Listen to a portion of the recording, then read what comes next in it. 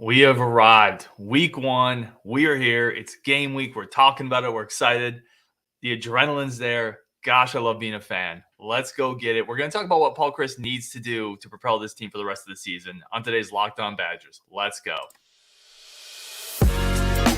You are Locked On Badgers, your daily podcast on the Wisconsin Badgers. Part of the Locked On Podcast Network, your team every day. Hey, what is going on, everyone? Thank you so much for joining us. I am Ryan Herrings, your host of Locked On Badgers. Really do appreciate just everything that we've done as a community, building it up. We're going live today just to talk about week one. It's game week, so let's get it. I want to thank again just everybody for joining up, watching the shows on YouTube, podcasts, or wherever you're doing this. And let's talk week one. Let's talk the game. Finally, we're here. Hi, Gorilla Connor. I see you, man. We're here, so we're going to talk about it. The biggest thing I want to start with is what Paul Chryst, what we need to do in week one to propel ourselves for the rest of the year. And I've got a minor gripe here with Chryst. I'm curious if you guys agree, disagree. I think one of his strengths and his weaknesses is he treats each game kind of like a mini Super Bowl, right? Like if he can beat a team 28-3 by running the ball 70 times, he'll do that, even though you can use that game, right, to really get your team ready for the rest of the year. Instead of just beating that team and being content, you can be a little more strategic with it. I think it's something Chryst needs to get a little better at, right? And if you look at last year, Eastern Michigan, they threw 17 times. Purdue, they threw 8 times. Illinois, 19. Army, 15. That's not enough. It's enough to beat those teams, but it's not enough to give your struggling passing games reps to get better. And I can see it last year, right? Last year, everything was kind of broken. The whole ecosystem felt off, but not this year. Like you have to use these first couple games, specifically this one, you have to use this to set your team up for success the rest of the year. You can't throw the ball 12, 13, 14 times against Illinois State. Like Graham Mertz needs to be 50-50 as throwing and passing in the first half. You have to let them build some confidence, build some reps. He needs throws against a defense not wearing the motion W, right? He needs reps against a defense actually trying to hit him, and they have to prepare. You can't not throw for 3 weeks and then go into the horseshoe, go into Columbus, and say, all right, now Graham, we're going to need you 27, 30 times at night against the Buckeyes. That doesn't work. The other part of this too is, listen, Braylon Allen's fine. You don't have to ride him early in the year. It's okay if he gets 15-ish carries. Those carries, we're going to need his legs later in the year against Iowa and Michigan State and Ohio State and, tough defenses that are coming up. Yes, you could beat Illinois State by probably not throwing one pass. Probably not one, right? You could do that, but it doesn't help your quarterback who, listen, Mertz has a lot of swagger and confidence, but we need to really go after them and build some reps. And talk about the passing game. Everything is different this year, right? You have to put some reps out there for these new players and coaches to gel. If you think about it seriously, Mertz is the same, but aside from that, all of the elements of the passing game are different, right? 2 new tackles, new offensive coordinator, new quarterbacks coach. Every single receiver that's going to see reps this year is in a different spot. Think about that, right? DK was the number 3 guy last year, and he was probably more talented than the 2 in front of him, but he wasn't the alpha, right? Marcus Allen wasn't the 3. Skylar Bell wasn't the 2. Keontae Lewis was in California playing for UCLA. Dean Ingram was a cornerback. The top 5 receivers on this team are in different spots than they were last year, with a new quarterbacks coach, a new offensive coordinator, 2 new tackles. Okay, you have to let them get real reps in this game, not because you need it to beat Illinois State, but because you're going to need to build consistency, confidence, repetition against, defenses, so that when you have to play Ohio State, you have to throw on 3rd and 7. You can do it. Okay. And that's something Chryst has not done a great job of in recent seasons. He treats every game like its own little mini Super Bowl, which there's a strength in that, right? You're less likely to overlook a team, but I think you have to take a little more strategic look at Illinois State week one. Give Mertz, at least in the first half, like 50-50 reps, right? You're really good balance, pass run balance. And low key, that's also going to save reps on Braylon Allen's body, right? We saw what happened to him last year. He doesn't need to take needless hits against Illinois State. Okay, listen, football's football. I am not saying we limit Braylon Allen to 10 touches, right? Because we're worried he's going to get hurt. You can't play football that way. But you don't need to lean on him super heavy. And it's a great opportunity to give Mertz fresh start, right? Clean off the dust from last year. Bobby Ingram's here. Let's give him another Illinois type game where he can go out and he can come out of it feeling great. A couple comments. Badger and Bournemouth fan. Appreciate you, man. You're on a lot of shows. Backup quarterbacks have to play in the first week. And I agree the Badgers have to throw more even if they're ahead. Yes, that's it. And your first point on that's dead on. That's the other thing I want to talk about. This is another great opportunity to give Deacon Hill some reps, right? We already saw Chase Wolf's done. At some point this year, these quarterbacks get hurt. When's the last time a Badger you're more likely to have Mertz miss time this year than never be hurt, right? So at some point, you're probably going to need Deacon Hill in this game. And when he comes in, don't just listen. I mean, him coming into handoff is, believe it or not, going to be valuable, right? He's never been in a game. He's a redshirt freshman. Even just taking the handoff and handing off is going to be super valuable reps for him. But you have to give him a couple opportunities to throw to. You don't have to be so conservative against bad teams where you just lean on the rush game. This should be a 40-point. You should hang 35, 38 minimum on Illinois State. Okay. If this is a 24-7 win, if this is even if it's a dominating fashion, it's going to be so disappointing.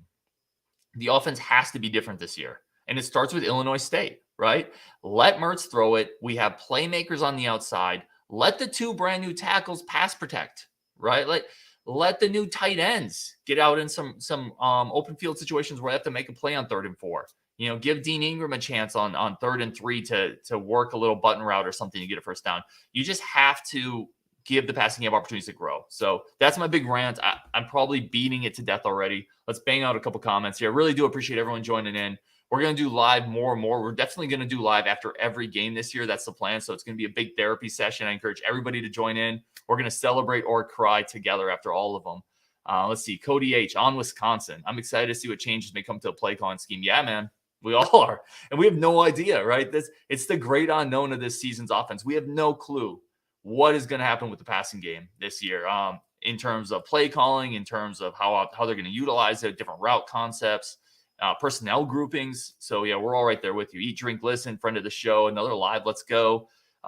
He wants to see Deacon Hill play action 55-yard bombs this week, going deep to Tommy McIntosh. Yeah, that'd be awesome. I don't think you're going to see that, man. I wish we would, but I don't think you are. Zach Ramsey. I feel like they're going to try to play conservative after a missed pass or two, not let Mertz live up to his hopefully higher ceiling. Yeah, that's my worry. Zach, man, thanks for the comment. That's it. That's my worry. You can't go into a shell against a team you're going to beat no matter what, right? You're going to beat them no matter what. So let Mertz make a couple mistakes. Let him get some reps and consistency and rhythm.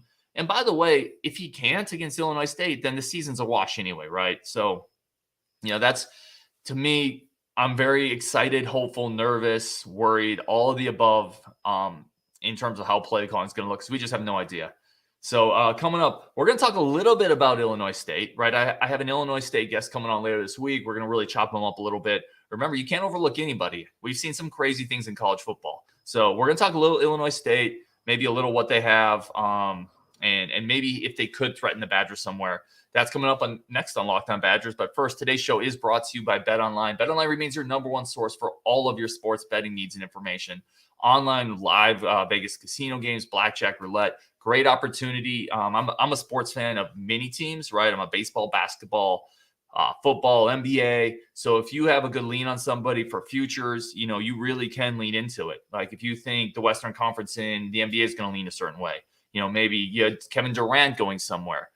This is a great opportunity. Do it responsibly. Of course, do it responsibly, but take a couple dollars, lay it on the Suns. That's my team, right? If you think the Suns, finals 2 years ago, Western Conference final 1 year ago, they're getting slept on a little bit now. Maybe put a little money on the Suns, or if you think the Badgers are going to be over under that 8.5 magic number we've always talked about, BetOnline is your place to do it. Also live in-game betting and coverage from all sports, from football to golf, everything in between.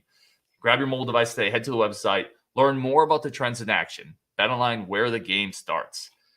All right, let's jump into Illinois State a little bit. I want to thank everybody for tuning in, listening. You all are so awesome. We're continuing to build this community. Coming up after week 1, we're going to do our first Badger giveaway. As a reminder, that's going to be done in our Discord channel. We'll link that to the show. If you're not in there, jump in there. All the giveaways will be in there. They're 100% free, no strings attached, just a way to say thank you to everybody tuning into the show. First week's going to be a James White autographed rookie card. So that's going out. And just, again, a way to say thank you. Join the Discord to qualify to get the free giveaways. Let's talk Illinois State. So, it's one of those things where not a powerhouse program, obviously. They were 4-7 last year in the Missouri Valley Conference, but it feels like the right season to have a cupcake to start, right? It just feels like the right season with a bunch of offensive coaching turnover, a bunch of new faces in different spots. There's a lot of experience coming back on defense, but a lot of players in different roles needing to step up. It feels really, really good to me to kick it off with an Illinois State, who's a cupcake. But on the cupcake scale, they're not the worst. Not a great team last year, but they're coached by Brock Spack, who is 89 and 60 overall there. So they have a good program for that level of football. It's not a school that is terrible. They put a couple players in the league, and it is somebody that, you can get you cut your teeth on a little bit and still feel pretty comfortable that almost no matter what happens, you're going to win. Interesting quote from Brock Spack, the Illinois State coach. I don't think we'll play a better team. I think this is the best team that I've seen since I've been here. And he's been there for a while, talking about the Badgers now. It's probably the best team that Illinois State has ever played. So it's always fun. Some of that's hyperbole. Some of that is they don't want to ever give bulletin board material to anybody. But it's always fun to be a fan of a program where other coaches are saying, that's the best team we'll ever play. We have never played a better team than that in the history of Illinois State. And I don't know how true or not that is, but what program no coach ever says that about? Minnesota, right? So it is really nice just to, again, Wisconsin has a lot of respect on its name. And even though we all get frustrated at times, you hear a coach at an Illinois State, a guy who's won 90 games there, say they'll never play a team better than Wisconsin in the history of their program. It does make you feel kind of good. So let's talk a little more Illinois State. Everybody remembers Zach Annexstad, right? The former Minnesota quarterback. He's transferred there, and so he's going to be probably the starter. They've installed a new air raid motion system, right? Which I actually really like this, by the way. So 3 of their top 4 receivers are back. Their top running backs back, 1,000-yard guy. Zach Annexstad, who was a Big Ten, decent quarterback, is there. So they have some juice in the passing game, especially for that level of football. And why I love this is we are breaking in new players all over our secondary, right? Hunter Wohler, even a guy like John Torcho. Torcho's played a bunch of ball, the jewelry thief, right? But he wasn't the dude in the secondary last year. Nelson, Wilder.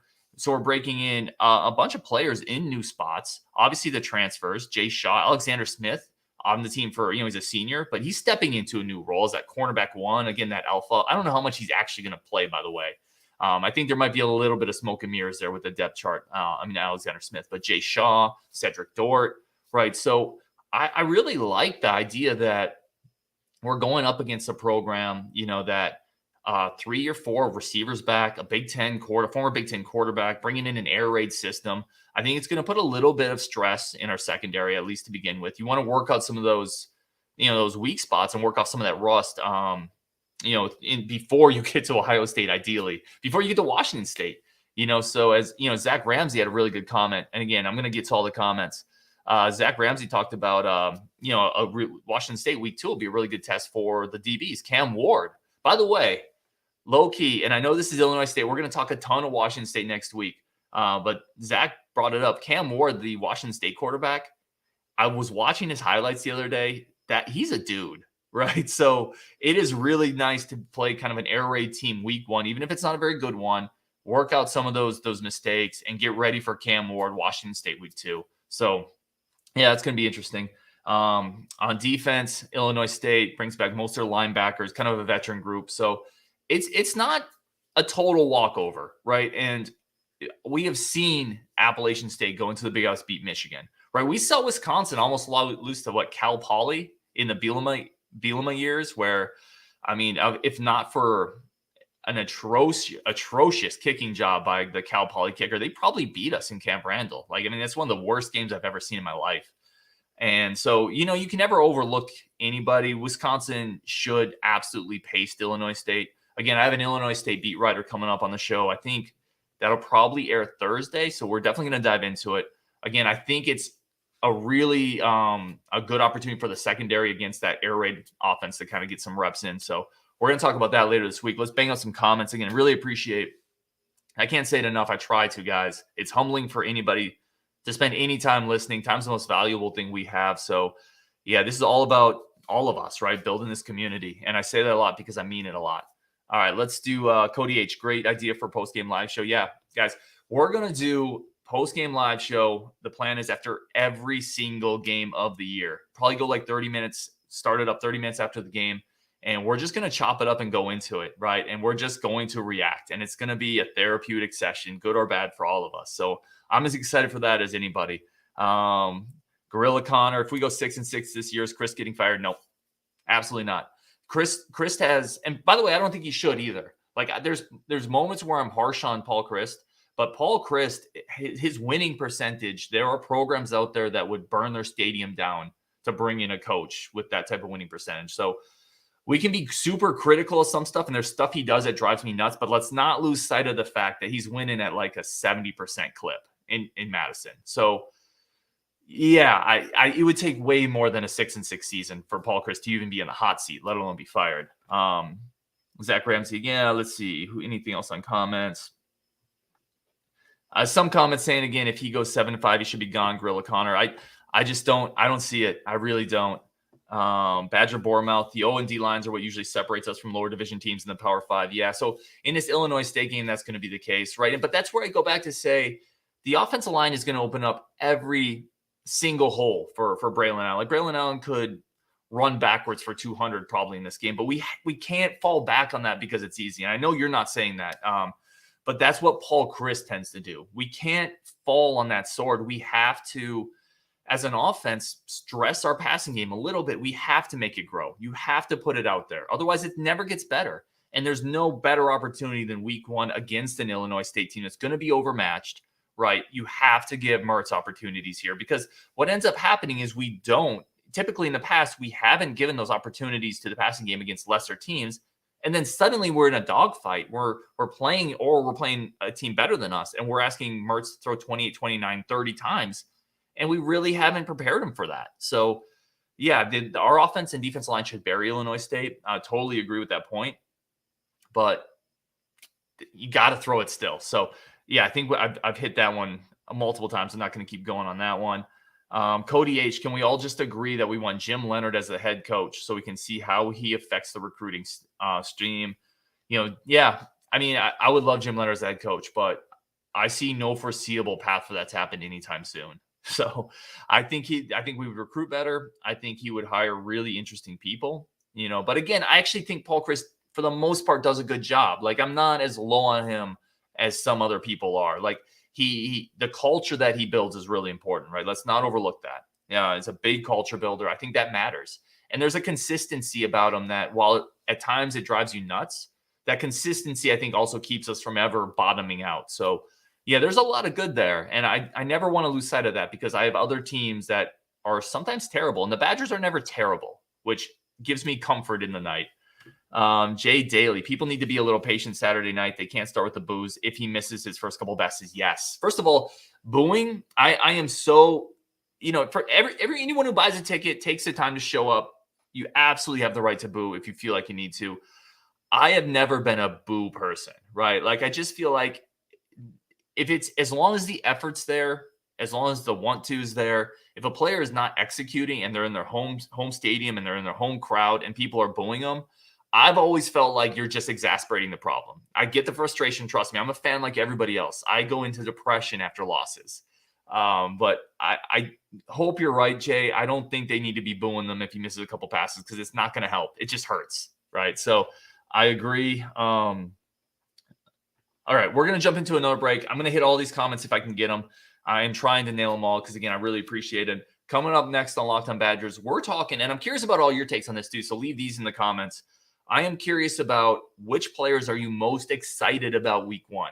I have a list. I'm going to talk about my list a little bit, then I'm going to kick it over to you. See who you put in the comments for the players you are most excited to see in a new role, a bigger role, or for the first time in a Wisconsin jersey week 1. That's coming up next on Locked On Badgers. All right, everybody. Thank you again for making Locked On Badgers one of your first listens every day, whether you're listening to us on a podcast, whether you're watching on YouTube. Again, I can't tell you how much I appreciate it. And it is game week. Like, you feel that excitement, right? That thing that you just can't quite quantify. Like, we are counting down the days, and I am so excited. So let's talk about one of the things I want to talk about, and I want your take on this. I want to chop it up. What is, who are the 2, 3, 4, 5, however many players you're really excited to see this year, right? For either the first time in a new role, first time in the Wisconsin jersey, first time as a starter. Let me give you my couple, and I'm curious to see where you guys want to go. So Skylar Bell is number one on my list. I am so excited to see the receivers in general. But Skylar Bell's out from kind of my neck of the woods, right? He's a New England guy. So I'm excited anyway for that. But you see some of the highlights, man, his ability to make acrobatic catches, explosiveness, and then he really took that number 2 spot. And by the time the depth chart came out, like coming in, if you remember, after last year, everybody was like, Marcus Allen, he's the next dude. And I was that guy. And then Keontae Lewis came in. I was like, ooh, like him too. Skylar Bell jumped up. And by the time the depth charts came out, there was no surprise. He's the number 2. And I think I'm really excited to see how they use him this year. Riley Mullman. Yeah, I love big, giant offensive linemen. I love Wisconsin offensive linemen just dominating the line of scrimmage. And, you have this 6'8", 6'7", 315-pound athletic monster. He was just a baby growing into it. I can't wait to see how he looks. I think there's going to be moments where he's a little high. People get under his pads. There's going to be moments where maybe he's a little eager. I think he's going to be a stud. And I'm so excited. They asked Bostead about him. And one of the things he said, they were like, do you like Mullman? And I'm paraphrasing. I don't remember the exact quote. But Bostead was like, he's 6'8", 320. So Bosa was like, I like him. He's a giant human being who moves really well. I think he's a star. I can't wait to see him play. Daryl Peterson's on my list. Daryl Peterson is a guy coming out of high school that was just a straight chaos agent, right? A wrecking ball. And I am so excited to see him unleash this year. They got little glimpses last year in the bowl game against Arizona State. You can tell the coaches are high on him, coming in, and he's going to be the guy. We talked about the outside linebacker rotation. Right, it's Herbig on one side as the stud. It's Getz on the other side as like the run stuffer. Getz's job, and God love him, like this is this incredibly important job on the defense. But his job is to get the opposing offense in the position where we use Daryl Peterson as a pass rusher. Right, Getz's job is to get the opposing offense in 2nd and 7, and then we're gonna unleash Daryl Peterson and whatever else Jim Leonhard wants to do. So I'm very, very excited for Daryl Peterson. Jordan Turner is another guy. And then I'm almost done with my list, I promise, because I want to see who are you guys excited to see for the first time? Jordan Turner is an athletic freak show. He is one of the fastest inside linebackers, if not I'm thinking in my head right now, if not the fastest inside linebacker we've had in a long time. So I'm very excited to see, what kind of breakout he has and what he looks like in the middle of that defense, replacing some real studs. And that's it. Like, that's my list. Who are you guys interested to see this year? I'm just going to look at the comments quickly. Let's see. Receivers, I see Isaac Guerendo. Jay Daly said Isaac Guerendo. Want to see how they use them. Lots of jet sweeps and fakes. Yeah, Guerendo is super interesting, right? I've said a couple times, I think he's a potential X factor. Definitely a player that his size and speed, he reminds me of Tevin Coleman. I've said that before, the former Indiana back, by the way, who carved up Ohio State when he was at Indiana. A 220-pound guy with track speed. It's interesting to me that they're using him at kick returner, trying to obviously find ways to get the ball in his hands, because Braylon Allen is going to take 65% of the carries, right? If you think about backfield distribution, you have to give Braylon Allen 65% of competitive carries when the game's in balance. Ches Malusi is going to take 20 or 30%. There's just not many left for Guerendo because of that top 2. So, yeah, jet sweeps, screen game, kick return. Really excited about that. Let me see just a couple other comments quick. I'm not going to be able to get to them all today, guys, and I really appreciate and apologize for not being able to get to them all. Mitchell Lacey, how many losses put Chryst on the hot seat? I got to be honest, Mitchell, and I appreciate the comment. I think he could lose 6-7 games and not be on the hot seat. I really do. I think there's so much goodwill. Wisconsin's not a reactionary program anyway. Chris McIntosh and him have a great relationship. He would have to lose a lot of games to be on the hot seat. And I just don't see it happening. This team is too good. It's too good. Jay Daly again. This team goes 7-5 if Mertz goes down and he'll have to come in. 8-4 is the worst case scenario for the season. I disagree. So I hear you. I totally hear you. I think this team's really good, but I don't think there's a very real possibility if Mertz gets hurt, which happens, right? Quarterbacks get hurt a lot, that Deacon Hill and or Miles Burkett are just complete disasters. I mean, just complete disasters. And if that's the case, you could lose to Nebraska. Honestly, you could lose to Nebraska. You could lose to Minnesota, Iowa, Northwestern, Michigan State. If the quarterback play, I'm just saying, worst case, if Mertz gets hurt, the quarterback play could be atrocious. It could be way worse than last year. So just prepare yourself for that. And I think we're going to wrap it up here pretty soon. A couple more comments. Badger and Bournemouth. Ryan, if I had to pick one player that is unknown that'll step up this year, who would it be? One unknown player. That's a great question. And I want to hear your guys' comments on this. What is one unknown player nobody's talking about that if he steps up this year, who would it be? I think it might be Cade McDonald. If we're talking about somebody that's not expected to do much, there's a lot of new people on the defensive line, defensive end spots. Cade McDonald's a 6'6" guy, 290. He's pretty athletic. Now in the 2 deep, and you have Rodis Johnson and James Thompson, who really haven't proven a ton on the field. There's an opening there if Cade McDonald can get on the field and probably waste some reps. He might really steal some time. So that's an interesting one to me. TM3389 says we need to win the West, finish with 10 wins. Anything less will feel like a failure. Yeah, that's interesting. Anything less than 10 wins would feel like a failure. I don't know if 9 wins would feel like a failure to me. It wouldn't feel like a great season. But I think 9 wins, I'm still feeling okay. I would have to see how those wins happen. But yeah, that's an interesting one. That's very possible. All right, guys. I think we're going to wrap it up. I really do appreciate it. There's a bunch more comments. I'm still working through some of the issues of doing a live show, so I'm going to get better at that, reading comments for sure. But thank you all so much for making Locked On Badgers one of your first listens. I am just so excited for the season. We're going to keep building the community. As a reminder, if you want to join the Discord, we are going to start doing our giveaways on there. First one up is going to be a James White autographed rookie card. If you need the link to the Discord, I'll send it out on Twitter again, but would love to have you on there. There's no strings, costs nothing. It's just a way for me to say thank you because I really do appreciate you all so much. And with that, on Wisconsin, we're going to talk to you guys tomorrow. We got John Garcia coming up tomorrow. We're going to talk recruiting visits. The quarterback's coming in Madison, so look forward to that. And then from there, we have an Illinois State guy coming on, so that should be the Thursday show. And Friday, I'll probably get Justin on and maybe do a bit of a roundtable with some other Badger guys, and we'll just chop it up. Let me know if I can do anything to make this better. I'm always here for Discord or feedback, trying to get better for just the community. And with that, on Wisconsin, appreciate everybody tuning in, and we'll talk to you tomorrow.